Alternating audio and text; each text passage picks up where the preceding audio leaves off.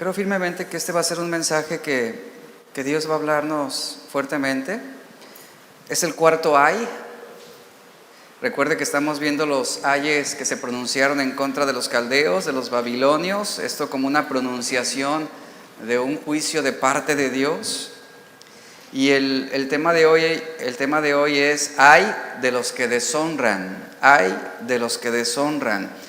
Habacuc capítulo 2 verso 15, vamos a leer al verso 16, dice: ay del que da de beber a su prójimo, ay de ti que le acercas tu hiel y le embriagas para mirar su desnudez. Te has llenado de deshonra más que de honra. Dice: bebe tú también y serás descubierto. El cáliz de la mano derecha de Jehová vendrá sobre ti, y vómito de afrenta sobre tu gloria. Ha sido claro lo que hemos visto durante estos domingos pasados acerca de estas pronunciaciones del juicio de Dios hacia la impiedad de los caldeos. Ya hemos hablado sobre el contexto de Habacuc. El Señor pronuncia un juicio de castigo, de destrucción hacia este pueblo babilonio que en ese momento sería un instrumento de Dios para corregir a su pueblo Judá. Y este cuarto ay, como lo estamos leyendo aquí, retoma nuevamente esa escena del comportamiento inhumano, del comportamiento perverso de los babilonios en cuanto a su manera de proceder, su conducta. Vemos cómo estos caldeos, y es la sentencia que se está marcando durante estos versos, la manera en cómo este pueblo caldeo, que fue un pueblo conquistador, cómo este pueblo deshonraba, ¿verdad?, a los pueblos que conquistaban. Y aquí en este cuarto ay, que leemos el verso 15 y 16, la Biblia lo está comparando en las palabras que se describen aquí. El Señor le está hablando a Habacuc y el Señor está comparando a los caldeos con un borracho, así es la descripción que está dando aquí, con un borracho que da de beber a su prójimo con el propósito de embriagarlo y aprovecharse de la situación para participar en actos desenfrenados. Y el objeto de esto que menciona el verso 15 y 16 es avergonzar a su víctima, es deshonrar a su víctima. Esto era parte de la esencia y de la impiedad que había en este pueblo caldeo. Así que los babilonios, como vemos aquí, añadían la lujuria a su violencia, a la lujuria y a la violencia, añadían también la borrachera para deshonrar a esos pueblos que ellos conquistaban. Sabemos que la Biblia es muy clara con respecto a esto, y aquí estamos viendo cómo el Señor está condenando este tipo de comportamiento donde se está siendo deshonrado otro. El Señor juzga y condenará ese tipo de actitudes. Sobre esto, qué lamentable es, y lo vemos en el mundo el día de hoy, que vemos cómo muchos jóvenes, muchas personas alcanzan la fama, ¿verdad?, alcanzan la gloria a través de la deshonra. Muchachos, yo creo que en algún momento usted ha visto por ahí algún video en redes sociales de alguien que se hizo famoso porque un día lo emborracharon e hizo una serie de tonterías que causaron risa, y de ahí se impulsó su popularidad. Pero la realidad es de que esa persona, vean qué cosa tan más curiosa, ¿verdad?, que a través de la deshonra, a través de la denigración, alcanzan su fama. Y esto era algo que el Señor no toleraba del pueblo caldeo, que se aprovechaban de otros pueblos, de otras naciones, para avergonzarlos, para deshonrarlos. Y es lo que el Señor está condenando aquí. Leemos, por ejemplo, una traducción acerca de la frase que leemos aquí. Dice: ay de ti que le acercas tu hiel. Esta frase, que le acercas tu hiel, se traduce también como: ay de ti que le añades tu veneno, o que estás envenenando a tus víctimas. Otra traducción dice: ay de ti que les das vino mezclado con drogas. En otras palabras, los babilonios les daban a beber algo más que vino a sus víctimas, es lo que señala el contexto, pero no solamente el vino para emborracharlos, sino que también le añadían su ira, le añadían su perversidad, y es lo que está significando este ay, es decir, que añadían a esa borrachera una pasión desenfrenada, una inmoralidad, es lo que está señalando aquí.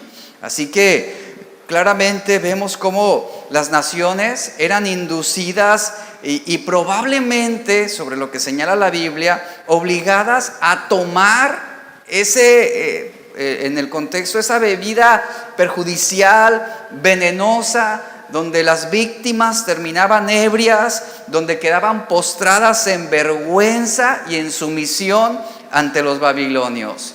Y bueno, estas son las cualidades de esta nación que está señalando el Señor. Por eso, en otra versión, estos versos se leen así, dice: ay del que da de beber a su prójimo, ay de ti que mezclas tu veneno hasta embriagarlo para contemplar su desnudez. Dice: serás saciado de deshonra más que de gloria. Dice: bebe tú también y muestra tu desnudez. Esa es la condenación en este cuarto ay que el Señor está levantando contra Babilonia. Ciertamente Babilonia había alcanzado su gloria. Recuerde que en ese tiempo los caldeos estaban impulsándose a ser una potencia mundial a través de todas las conquistas que lograban, a través de la rapiña, de la violencia, del hurto, y habían impulsado su gloria a través de deshonrar a otras naciones.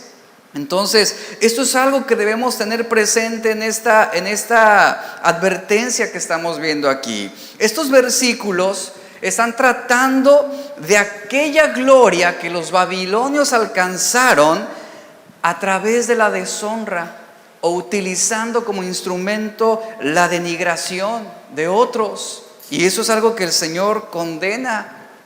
El Señor condena que deshonremos a otros. El Señor condena que denigremos a otros. Y vea, en el mundo esto es bien común.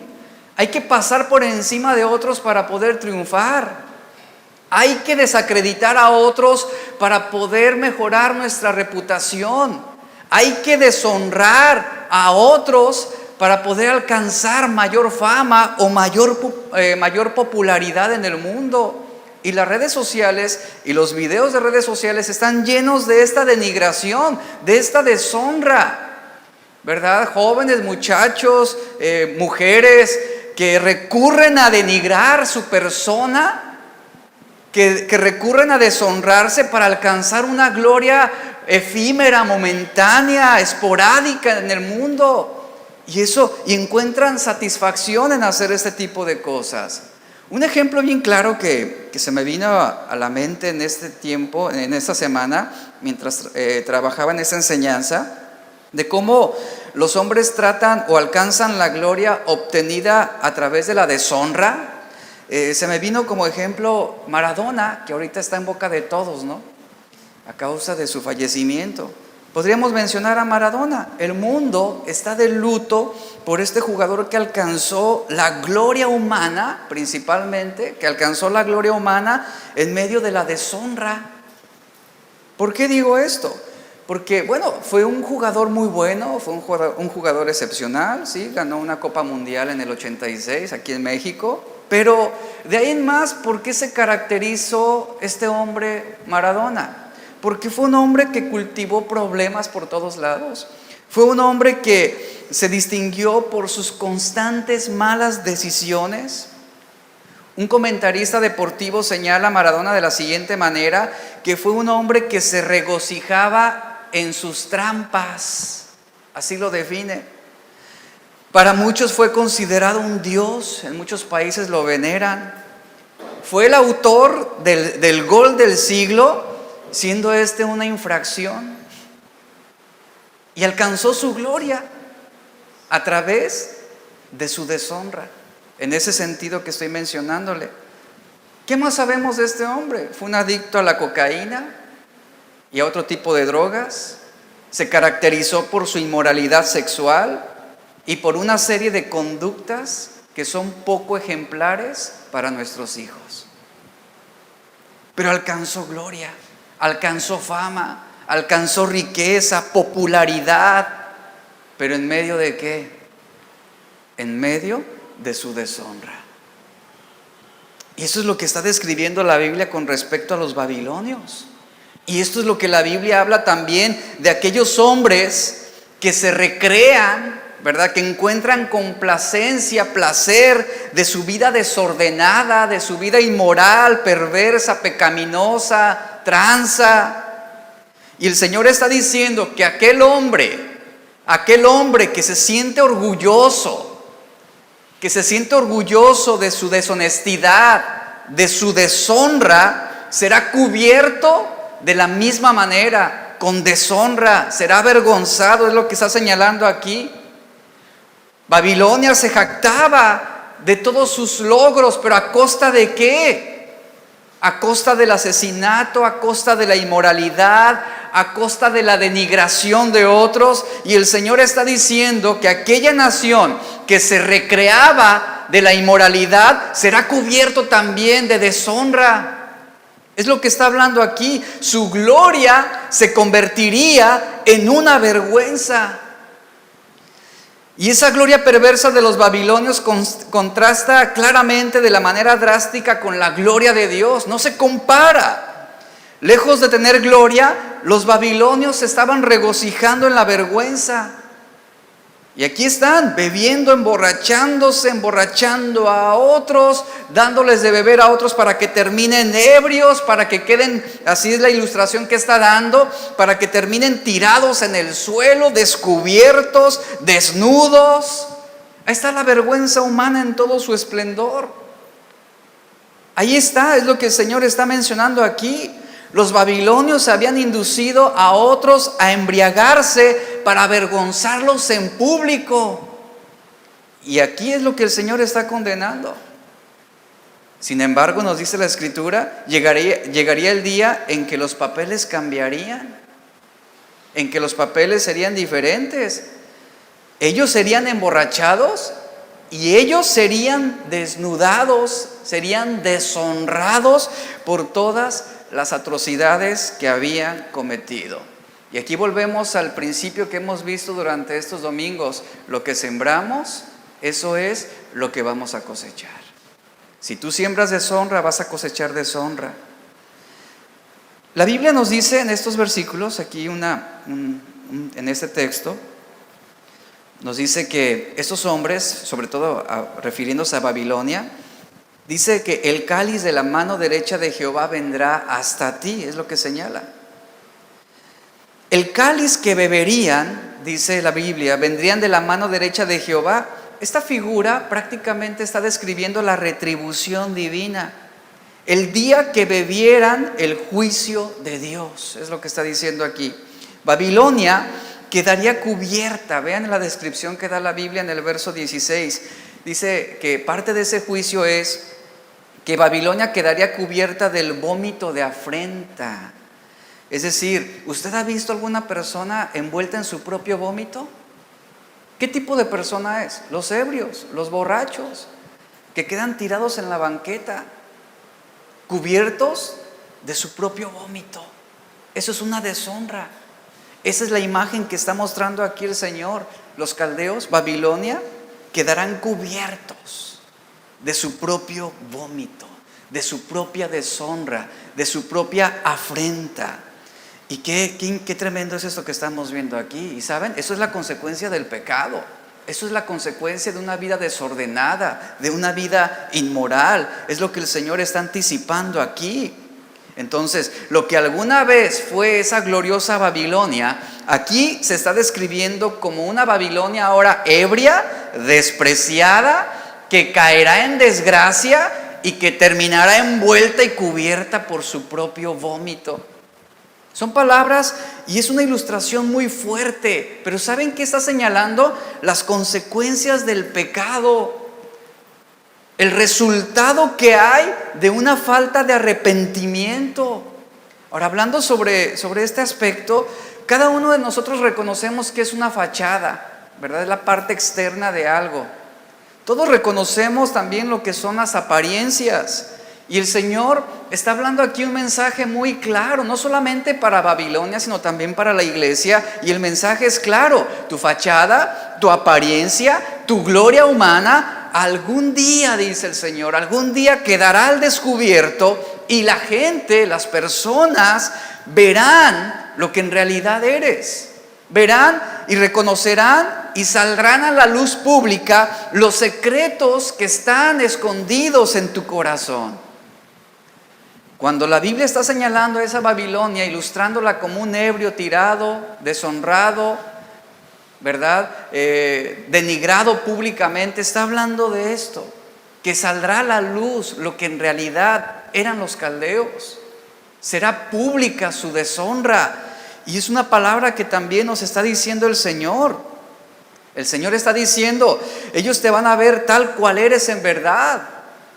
Si no te arrepientes, si no hay arrepentimiento en tu corazón. Y aquí está el mensaje: si tú has avergonzado a otros, dice, tú serás avergonzado también el día del juicio de Dios. Si no hay arrepentimiento en tu corazón, se volverá contra ti el cáliz de la diestra del Señor y verás las consecuencias de tu inmoralidad.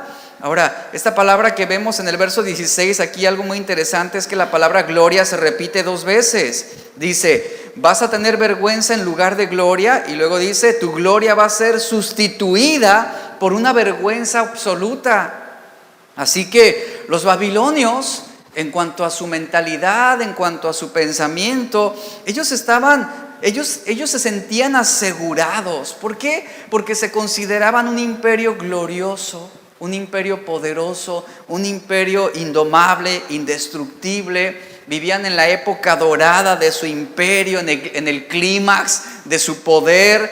Pero lo que estaban construyendo, dice el Señor, lo que estaban construyendo,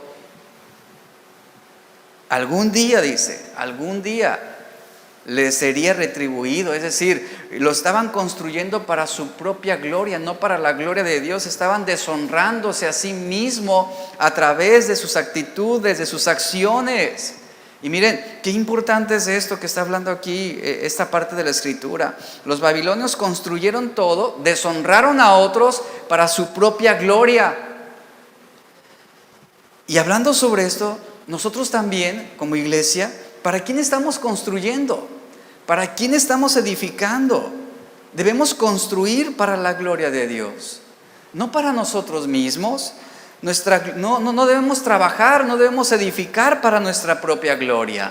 Y mira, sea lo que sea que tú hagas, sea cual sea el proyecto que tengas en mente o que estés avanzándolo, todo debe ser para la gloria de Dios, todo. Debemos construir nuestro matrimonio para la gloria de Dios. Debemos construir nuestra familia para la gloria de Dios.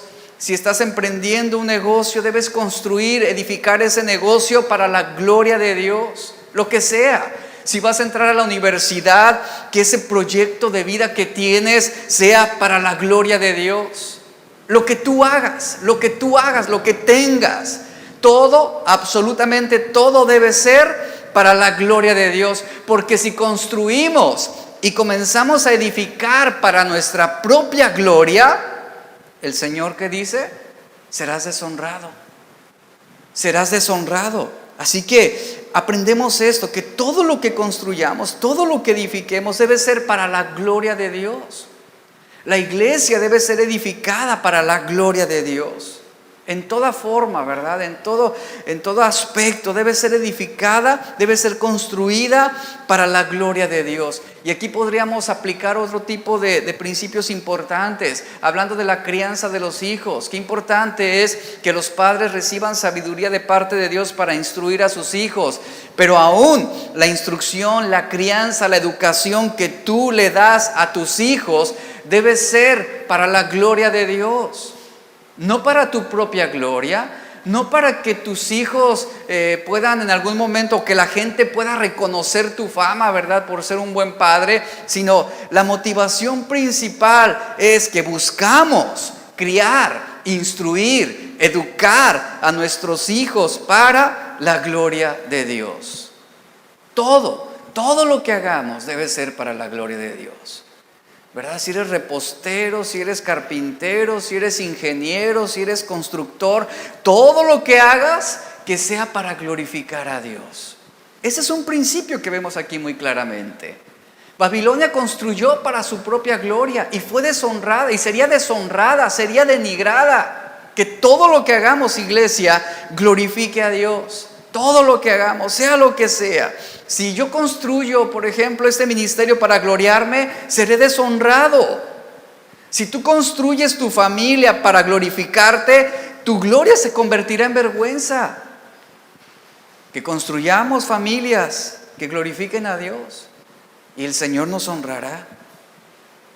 Entonces, cuando construimos con una mala motivación nuestros planes, nuestros proyectos, nuestros propósitos, cuando invertimos, por ejemplo, en algún negocio para nuestra propia gloria, el Señor está diciendo, tu gloria se va a convertir en vergüenza. Así que todo lo que hagamos debe honrar al Señor. Lo que sea que hagamos, lo que sea que tú hagas, lo que sea que planees, todo debe ser para la gloria de Dios. De lo contrario, aprendemos aquí lo siguiente, de lo contrario va a terminar en vergüenza, va a terminar en deshonra. Y aquí vemos claramente esta ilustración cuando leemos, indujiste a tus vecinos a beber para mirar su desnudez. Una ilustración aquí claramente de odio y a la misma vez una pasión desbordada. ¿Y cuánta gente el día de hoy, cuánta gente no está trabajando, no se esfuerza para avergonzar a otros, para ridiculizar a otros, para sacar ventaja del prójimo? Y el Señor dice a ese tipo de personas, serán avergonzados. Porque no es una actitud que pueda distinguir al cristiano. El versículo 17, acompáñame a leerlo, por favor. Habacuc 2:17.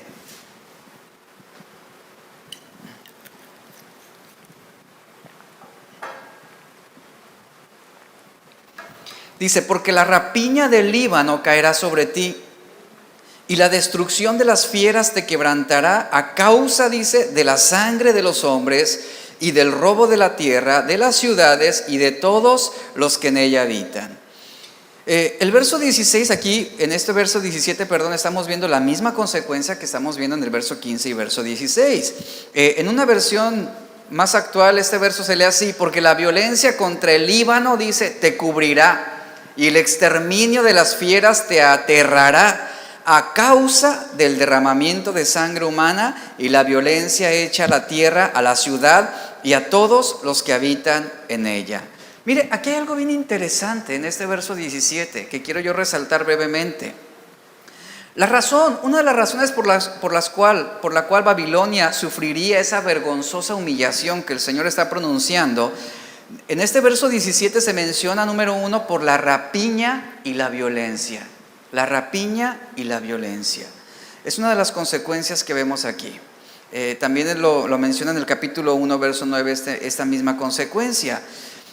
Y esta fue la manera, la forma con la cual ellos procedieron en contra del Líbano, como lo está mencionando aquí el versículo 17. Ahora, es bien interesante que el Señor diga, porque la rapiña del Líbano, dice, caerá sobre ti. Caerá sobre ti. Líbano era una nación ubicada al norte de Israel y era famosa por la gran cantidad de árboles de cedro que poseía. También era reconocida por las fieras de sus bosques. Sin embargo, el Líbano había sido víctima de la tala inmoderada de los árboles en sus bosques y obviamente quedaron diezmadas sus áreas verdes, sus bosques.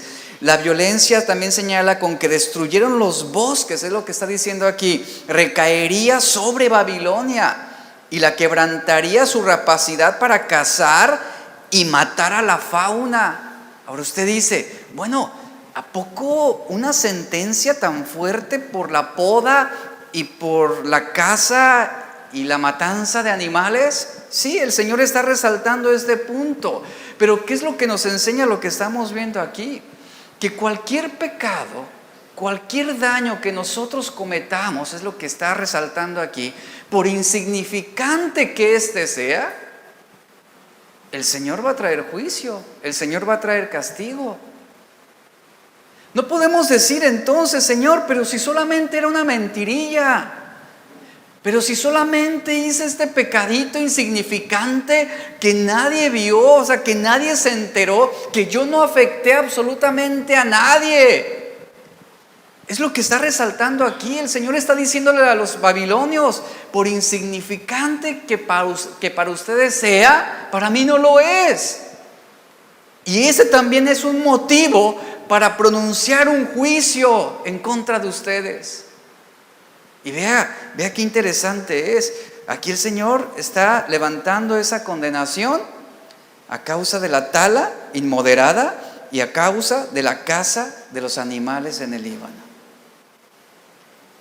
Así que tomemos conciencia de esto. Todo pecado es condenado por Dios. Todo pecado, aunque para nosotros sea insignificante, aunque para nosotros parezca que no tendrá una consecuencia grave, para el Señor sí lo es. Y el Señor conoce todas las cosas. Y el Señor sabe perfectamente todo lo que está ocurriendo en nuestros corazones. Y hablando también sobre, a veces no sobre conductas, sino sobre intenciones, porque también seremos juzgados por nuestros pensamientos. Esto es lo que está hablando aquí, está resaltando esto precisamente, que todo pecado recibirá su condenación, todo pecado recibirá juicio.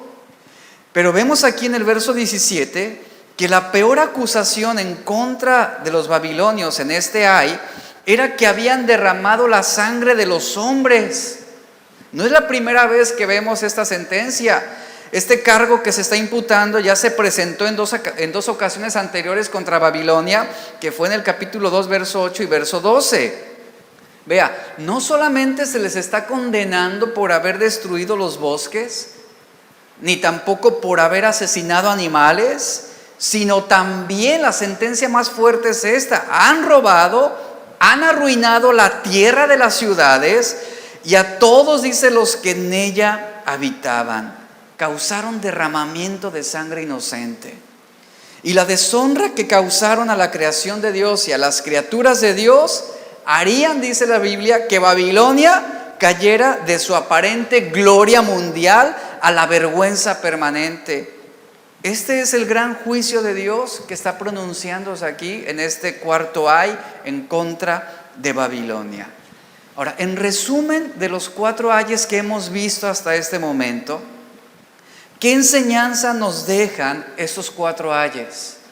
En resumen, ¿qué enseñanza recibimos de estas 4 pronunciaciones que hemos visto hasta el día de hoy? Claramente, señalo lo siguiente: es la ley de la siembra y la cosecha.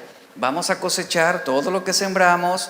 Lo que le hagas a otro, se te volverá a ti, se te regresará a ti, es lo que está diciendo aquí la Biblia. Vamos a cosechar lo que sembramos, reitero. Entonces, vemos este tema de la retribución como un constante a lo largo de las Escrituras. Tú puedes ver aquí, en este caso específico, lo que le va a suceder a las naciones que se aprovechan de otras naciones. El Señor también va a juzgar a las naciones, no solamente a las personas en lo individual, sino también a los gobiernos. El Señor va a juzgar también a aquellas personas que asumieron una posición de poder y que luego gobernaron corruptamente, gobernaron deslealmente, gobernaron deshonrando, por ejemplo, a sus súbditos. Habrá una condenación de parte de Dios en ese sentido también. Aquí el Señor está hablando de los babilonios, que era un imperio que se caracterizó por su crueldad, por ser despiadado, por ser explotador, por ser injusto, por ser opresivo.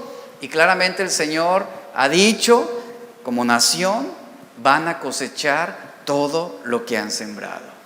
Pero también es una advertencia que se pronuncia de manera personal. Como persona vas a cosechar lo que has sembrado si no te arrepientes. Entonces, la reiteración de este punto de la siembra y la cosecha también lo podemos encontrar en el Salmo 9, versículo 15. El Salmo 9, verso 15. Este salmo dice así: las naciones se han hundido en el foso que hicieron, en la red que escondieron, y dice, y quedó prendido su pie. ¿Qué es lo que está diciendo el Salmo 9:15? Que cualquier nación, cualquier país, cualquier gobierno que oprima a otras naciones va a recoger lo que ha sembrado. Será juzgado y condenado de la misma manera. Va a cosechar lo sembrado. Esto es lo que va a suceder a las naciones. Es un juicio que se pronuncia.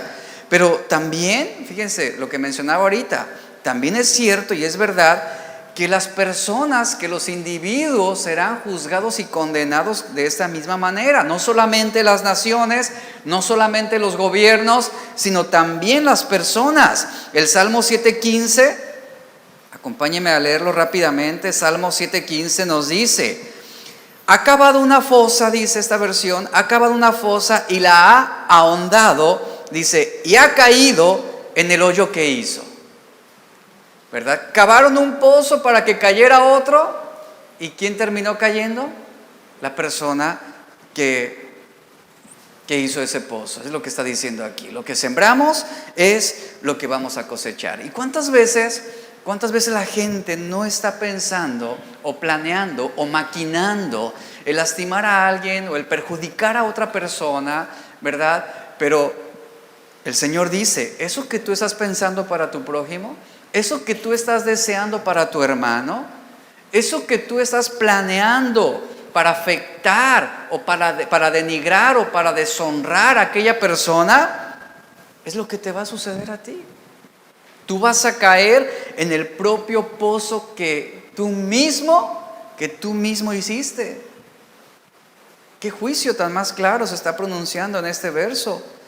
El hombre malo, ¿qué hace? El hombre malo cava una fosa y la hace más profunda. ¿Y por qué lo hace? Porque quiere perjudicar a otro. Está cavando ese pozo con la esperanza de que su vecino caiga adentro. Pero el Señor dice, no va a caer él, vas a caer tú. El Salmo 7:16 nos dice, su iniquidad volverá sobre su cabeza y su violencia descenderá sobre su coronilla. Entonces, a medida que hemos estado viendo y leyendo sobre estos ayes que se pronuncian en Habacuc capítulo 2, hemos visto ya durante este tiempo cómo el Señor no deja pasar nada, no dejará pasar absolutamente nada. Hemos visto la aflicción que los babilonios produjeron a otras naciones y el Señor dice, yo pronuncio mi juicio contra esta nación. Entonces, aquí hablando sobre este aspecto de que no solamente es un juicio contra una nación, sino también contra las personas, vemos que los ayes, por ejemplo, dice, ay de él o ay de aquel. No dice, ay de ellos, sino dice, ay de él, ay de esa persona, ay de aquel hombre. Entonces, esto se está refiriendo a un punto muy interesante, que los ayes deben considerarse también e interpretarse con un sentido personal. Hay aflicción y vendrá desgracia para aquel que está pecando contra otros de esta manera. Y bueno, a medida que hemos avanzado y que estudiamos las ofensas que se han mencionado aquí y que hemos visto la depravación del imperio babilónico, hemos visto la depravación de sus gobernantes, algo que notamos en esos 4 ayes, algo muy claro que podemos notar en esos 4 ayes es que todos son y se refieren a pecados que tienen que ver con relaciones personales. Es lo que está mencionando aquí. Es decir, que estos 4 ayes que hemos visto hasta el día de hoy son pecados que se cometen en contra de otras personas. El 5.º ay, que tiene que ver con la idolatría, es el pecado que se comete directamente contra Dios. Pero hasta el día de hoy, los que hemos visto, se está refiriendo, repito, a esos pecados que cometemos contra nuestro prójimo, contra nuestros semejantes. Y el Señor está diciéndonos, yo voy a juzgar la manera en cómo ustedes proceden contra otros. Voy a juzgar también las actitudes que tienen hacia sus semejantes. ¿Cómo son nuestras actitudes? Vemos aquí claramente que el Señor en esos ayes ha condenado la injusticia, la crueldad, la venganza, y el ay que estamos viendo hoy también está condenando la manera en cómo podemos avergonzar a otros, cómo podemos deshonrar a otros. Y el Señor está diciendo, lo que siembran, lo que siembran, eso mismo es lo que ustedes van a cosechar. Si están robándole a su prójimo, ustedes van a ser deshonrados de la misma manera. Si están actuando corruptamente en sus negocios, el Señor dice, eso es lo que van a sembrar para sus empresas. En esos 4 ayes claramente se está refiriendo entonces a esos pecados que cometemos en contra de otras personas. Por eso, ¿cuál es nuestra actitud hacia nuestro prójimo? ¿Cuál es nuestra conducta hacia los demás? ¿Cuántos saben que Dios ve nuestras vidas? Él conoce no solamente nuestra conducta, Él conoce también las intenciones de nuestro corazón. Él reconoce también nuestros pensamientos. Debemos saber que Dios, cuando Él ve nuestras vidas, no solamente Él ve nuestras intenciones.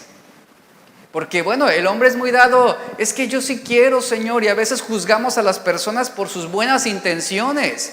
Pero el día del juicio final, de nada van a servir las intenciones de los hombres, sino ¿qué? Sino la conducta, sino sus actos, sus acciones. Porque la gente luego dice, bueno, es que yo sí quiero amar a Dios, es que yo sí quiero servir a Dios. Pero eso de nada va a servir. El Señor juzgará todas las cosas. Mucha gente dice, pues sí quisiera entregarme al Señor, pero no puedo ahorita. Y no va a llegar esa persona ante el Señor. Es que, Señor, de verdad que sí quería servirte, sí quería congregarme, sí quería ser cristiano.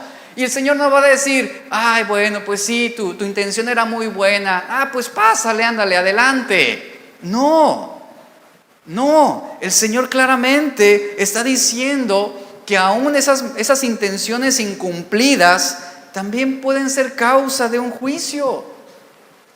Porque no se trata de decir, es que yo no quería pecar, Señor. Y el Señor va a decir, yo te di mi Espíritu Santo que te iba a fortalecer, que te iba a guiar a la verdad, que te iba a redarguir, que te iba a contristar.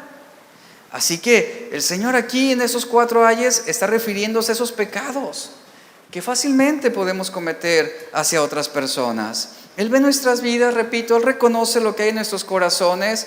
No hay necesidad de que el hombre le dé testimonio del hombre a Dios, porque Él conoce y sabe lo que hay en nuestros corazones. Entonces, esto del capítulo 2 de Habacuc realmente es una confrontación muy fuerte para nosotros, porque está mencionando esos pecados atroces.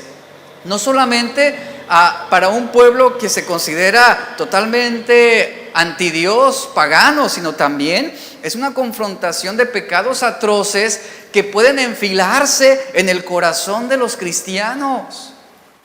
Y el Señor está diciendo, evalúen cuál es su conducta, evalúen cuáles son sus intenciones, cuáles son sus motivaciones. Ahora, en estos 4 ayes que hemos visto hasta el día de hoy, seguramente ya hemos identificado algo que confronta nuestras vidas y que hemos hecho al respecto. Ahora, cuando meditamos en lo que esos textos han enlistado y realmente repasamos lo que hemos hablado, te darás cuenta de que necesitamos un cambio todavía en nuestro corazón, que requerimos que Dios continúe transformándonos, que Él continúe redarguyéndonos, que Él continúe dándonos convicción del pecado. Porque bueno, repasamos nuestra vida y hacemos memoria de nuestras acciones y realmente la conclusión a la que podríamos llegar, Señor, he pecado en contra de ti. No hay un cristiano que deje de pecar en esta vida. Si no pecas con la conducta, pecarás con el pensamiento, con la intención o hasta con la imaginación. Y es algo que también el Señor condena. Así que todo lo que hemos visto, esos pecados que se han mostrado, son pecados que se pueden relacionar, repito, a las personas. Hablando, por ejemplo, sobre la codicia, que también ya lo vimos, pecados que tienen que ver con los negocios, con la corrupción en los negocios, en los tratos, de personas que pueden sacar provecho de alguna persona, pueden abusar también de sus negocios, pueden engañar, pueden robar, y es una manera de obtener ganancias ventajosas a expensas de otros. Ya lo hemos visto esto. También hemos visto pecados de violencia en este capítulo. El ser violentos también será una causa de juicio de parte de Dios. Pecados de violencia, pero fíjese, hablando de violencia solamente pensamos en aquel hombre que a lo mejor golpea a su esposa o aquel joven que golpea a otros, ¿verdad? O que asesina a otros, pero la violencia va más allá de esto, de una acción, de una conducta hacia una persona. La violencia también implica las malas intenciones. No solamente el abuso físico, sino también la violencia implica el abuso que es verbal. Y el Señor también está diciendo sobre eso también. ¿Cómo están sembrando respecto a esto? Hablando, por ejemplo, ¿cuántas veces algunos padres no disciplinan a sus hijos llenos de ira? O son violentos verbalmente en contra de sus hijos y los ofenden y los lastiman. ¿Cuántos padres no utilizan, por ejemplo, palabras crueles y lastiman y denigran y deshonran a sus propios hijos? Ese es un tipo de violencia también. Y podremos actuar con esa violencia verbal hacia nuestro prójimo, hacia otra persona, deshonrándolo, denigrándolo, desacreditándolo, ¿verdad? Y el Señor dice, lo que siembres, eso es lo que vas a cosechar. Y a veces no se requiere el puño cerrado y un golpe en la cara para deshonrar a alguien. Basta solamente las palabras que estamos diciendo. Basta solamente exhibirlos, ponerlos en evidencia, ponerlos en ridículo, revelar los secretos de otros para despojarlos de su dignidad. Este es un tipo también de violencia. ¿Qué es lo que estamos haciendo con nuestras lenguas? A lo mejor con nuestra conducta sí pudiera ser ejemplar en un círculo religioso, pero con nuestras lenguas, ¿qué es lo que estamos hablando? ¿Estamos hablando chismes? ¿Estamos desacreditando? ¿Estamos difamando? ¿Estamos calumniando? ¿Estamos chismeando? ¿Y sabe algo? No solamente peca el que habla chismes, sino también peca el que presta su oído para escuchar chismes. Amén. Es inevitable usar este ejemplo, pero siempre tengo presente a esa persona que una ocasión vino conmigo y me dice, es que yo no sé por qué a mí la mayoría me buscan para contarme puros chismes. ¿Usted por qué cree? Y yo me acuerdo que le dije a la hermana, ¿y no se da cuenta por qué? ¿Por qué casi toda la congregación viene con usted a contarle los chismes? Porque presta su oído. Y no solamente, repito, peca el que utiliza su lengua para chismear o difamar, sino también aquel que presta su oído para hacerlo. La violencia también se define como el impulso de controlarlo todo. Por ejemplo, en un matrimonio puede haber un tipo de violencia en que el marido quiera controlar a la pareja, o que la esposa quiera controlar al esposo. Y ya vimos es un tipo también de condenación y de juicio. ¿Qué me dicen de querer unos padres que quieran controlar a sus hijos? Es otro tipo de violencia. Y hablo de un tipo de control sin sabiduría. Como lo mencioné antes, hablo de un tipo de control con crueldad, a la fuerza, queriendo dominarlos. Y a veces cuando uno quiere dominar a alguien termina deshonrándolo, termina denigrándolo. Y este tipo de control violento lo podemos ejercer en muchos aspectos, en la iglesia, en el trabajo, en la escuela, en la calle, donde quiera. Ese afán de querer controlar, por ejemplo, a las personas en tu trabajo o a tus clientes, no sé, es violencia, dice el Señor, cosecharás lo que has sembrado. Son actitudes que debemos evaluar en nuestras vidas el día de hoy. Entonces, hemos hablado ya sobre varias cosas, hablamos sobre la arrogancia, hemos hablado sobre el orgullo y bueno, ¿cómo es la condición de nuestro corazón? ¿Cómo tú estás tratando a tus hijos, por ejemplo? Uno que es maestro, ¿cómo estás tratando a tus alumnos? Tú que tienes un negocio, ¿cómo tratas a tus clientes? ¿Cómo tratas a tus amigos? ¿Cómo tratas a tu hermano en la fe? ¿Cómo los tratas? ¿Cómo estás tratando a las demás personas? ¿Cómo es tu relación con otros? Entonces, ¿cómo es nuestra manera cómo es nuestra manera de relacionarnos con los demás, ya sea en la iglesia, ya sea en el trabajo, sea en la escuela, donde quiera. ¿Cómo te expresas de los demás? ¿Cómo te expresas del liderazgo espiritual? ¿Cómo un liderazgo espiritual se expresa, por ejemplo, de la congregación? ¿Qué es lo que hablamos? ¿Cómo estamos actuando? La forma en cómo estamos tratando y cómo estamos hablando de los demás es violenta, es abusiva, es deshonrosa, es denigrante. Ay de los que deshonran a otros, dice el Señor. Ay de los que deshonran a otros. Porque no necesitamos solamente emborrachar a nuestro vecino, al semejante, para verlo humillado, sino por lo que decimos también, por las palabras que hablamos de esa persona. Así que es un tiempo en el cual el Señor también está confrontando, está hablando, nos está repitiéndonos lo mismo, lo que vas a cosechar, lo que has sembrado. Y miren, los babilonios no fueron la excepción, pero ¿sabe? Los judíos tampoco fueron la excepción, y nosotros tampoco seremos la excepción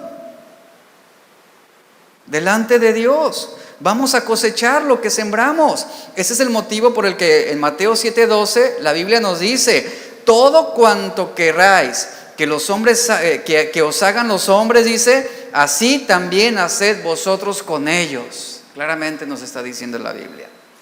En la manera en que quieres ser tratado, dicen popularmente, pues trata a los demás. Es el principio que se está mencionando aquí. Ahora yo quiero terminar ya con esto. ¿Qué sucedería si Dios te tratara de la misma manera en como tú tratas a otros? ¿Qué sucedería si Dios por ejemplo, esposo, qué tal si Dios te trata de la misma manera como tú tratas a tu esposa? Padres, ¿qué tal si Dios los tratara a ustedes de la misma manera como tratan a sus hijos? A los hijos, ¿qué tal si Dios tratara a los hijos de la misma manera como tratan a los padres? Al liderazgo espiritual. ¿Y si Dios tratara al liderazgo espiritual de la misma manera como trata a la iglesia? Y a la iglesia. ¿Y qué si Dios tratara a la iglesia de la misma manera como trata al liderazgo espiritual? Aquí viene la pregunta: ¿realmente quién podría sobrevivir? Si fuera una cuestión de vida y muerte, ¿quién continuaría viviendo? Evalúa esto. Evaluemos esto. ¿Quién podría sobrevivir? ¿Quién podría decir: Señor, la libré, pasé de panzazo, ¿no? ¿Quién podría salir librado de esto? Entonces, de manera que lo que estamos viendo hoy, realmente el Señor está hablándonos claramente, el Señor está diciéndonos, Él nos está diciendo: yo voy a juzgarte, ¿verdad? Voy a juzgarte. No solamente voy a juzgar por la conducta, sino voy a juzgar también por lo que has sembrado, porque lo que has sembrado es lo que va a producir la cosecha. ¿Qué semilla estamos poniendo en la tierra fértil? ¿Qué tipo de semilla? Y viene aquí algo muy tremendo. Dice, el pueblo de Dios, lo podemos ver a través de la historia bíblica, el pueblo de Dios era culpable. No solamente los babilonios eran culpables, ¿cuántos saben esto? Judá también era culpable, por esa razón levantó a los babilonios para corregir el pecado de Judá. Ellos eran culpables como el pueblo de Dios. ¿Y saben? Lo increíble de esto es que Judá era culpable de los mismos pecados que condenaron a los babilonios. Ellos cometían los mismos pecados. Tú puedes ir al Antiguo Testamento y encontrar pasajes con los pecados que eran comunes a los judíos en ese tiempo, y tú podrás ver que son los mismos pecados cometidos por los babilonios en este pasaje. Y ahí está el Señor condenándolos. Por esa razón fueron castigados los judíos. Su orgullo fue tan ofensivo para Dios como el orgullo de un pueblo pagano como lo fueron los babilonios. Y qué fácil es siempre deshonrar a otros, ¿verdad? Desacreditar a otros por lo que vemos, por lo que juzgamos. Pero el Señor nos dice: ¿y acaso tú eres mejor que esa persona que estás juzgando? Y podremos decir, si no tuviéramos la gracia de Dios, seríamos iguales o peores que aquellas personas que condenamos fácilmente. Lo puedes ver aún en las congregaciones, gente que viene, que a lo mejor su conducta no es ejemplar, pero es una persona que viene a Cristo, que tiene poco tiempo, e inmediatamente surgen los fariseos. Donde quiera se da esto, ¿eh? ¿Y qué hace el fariseo? Comienza a señalar, comienza a apuntar, comienza a juzgar, comienza a violentar en contra de una persona que tiene poco en la fe. Y eso fue un distintivo de los fariseos en los tiempos de Jesús. Juzgaban a los gentiles, desacreditaban a los gentiles, los deshonraban. Y el Señor Jesús, ¿qué les decía? Los condenaba precisamente por los mismos pecados que los gentiles cometían. Qué tremendo es esto. Evaluemos nuestros corazones delante de Dios. Es muy fácil señalar a otros, es muy fácil, muy fácil. Es muy fácil condenar a otros, es muy fácil emitir un juicio en contra de otros y deshonrarlos. Y en ese sentido, embriagarlos, verlos ebrios para deshonrarlos, para exhibirlos públicamente. Y qué triste es que haya cristianos que se complacen en exhibir los errores de otros. Eso es muy lamentable. Eso es muy, muy triste que puedan suceder dentro del cristianismo. Pero ¿saben? Es una realidad. ¿Y qué tenemos que hacer el día de hoy, Señor? Lo que tenemos que hacer es, no, Señor, no tenemos que hacer esto. Señor, muéstrale a mi hermano su pecado. Muéstrale a fulano de tal la maldad que hay en su corazón. Realmente el Señor nos está llamando en este día, en este momento, a que nosotros digamos, Señor, muéstrame a mí, en dónde yo estoy pecando. ¿De qué manera yo estoy pecando con mi esposa? ¿De qué manera yo estoy pecando hacia mis hijos? Muéstramelo. Porque siempre vemos lo que otros hacen hacia nosotros, ¿no? Vemos el pecado de otros en contra nuestra, pero nunca vemos el pecado nuestro hacia los demás. Entonces, yo te invito a que hoy digamos al Señor, muéstrame dónde estoy pecando. ¿En qué área de mi vida estoy pecando? ¿En qué área de mi vida estoy manifestando orgullo, codicia, violencia, arrogancia? Muéstramelo, Señor. Revélame el área en mi vida en la cual yo estoy deshonrándote.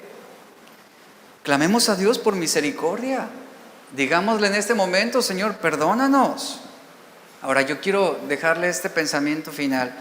Ciertamente Dios es paciente, dice la Biblia. Él no quiere que ninguno sea condenado. El deseo de Dios pues no es juzgar a nadie realmente, pero Él debe emitir un juicio, Él debe castigar el pecado y si tiene que hacerlo, Él lo va a hacer. Pero también vemos a un Dios en la Biblia que se complace y se deleita en mostrarnos su gran misericordia y su gran amor. ¿Qué nos dice Juan 3:16? Él amó al mundo de tal manera que dio a su Hijo unigénito. Entonces, clamemos a Dios por misericordia. Digámosle, Señor, perdónanos. Él no quiere condenarnos, Él no quiere juzgarnos, Él no quiere castigarnos, pero si tiene que hacerlo, Él lo va a hacer. Él lo va a hacer, así como lo hizo con su pueblo en los tiempos de Habacuc. Entonces, la oración, póngase de pie, por favor. La oración con la cual terminamos en este momento es, Señor, no se trata de mi esposa. El problema no es mi esposo. El problema no es el pastor, el problema no es la congregación, el problema no es mi jefe, el problema no es mi maestro. El problema, ¿quién es? Así es como debemos venir delante de Dios. Señor, no es mi hermano, no es mi hermana, soy yo, no son mis hijos, soy yo, no son mis padres, soy yo. Tengo la necesidad de venir delante de ti. Soy yo quien reconoce que soy culpable, he cometido estos pecados en contra de mi esposo, de mi esposa, de mis hijos, he cometido esos pecados en contra de mi prójimo.